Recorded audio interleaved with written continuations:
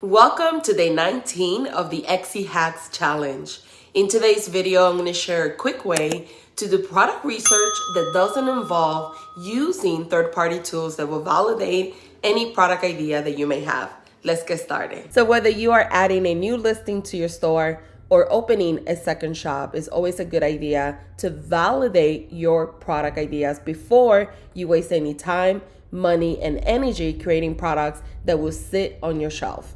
So the first thing you want to do is head over to Etsy and use their search bar. So go ahead and type in the product idea that you're thinking of. So let's say that I want to sell Christian t-shirts. I want to verify, do people actually sell Christian t-shirts on Etsy? Because I don't want to create a product that's not going to sell. Once you do a quick search, all of these listings are going to pop up with Christian t-shirt. But what you want to look at is this number right here. So this automatically tells me that there's 172,000 other people selling Christian t-shirts on Etsy. So this automatically validates my product idea.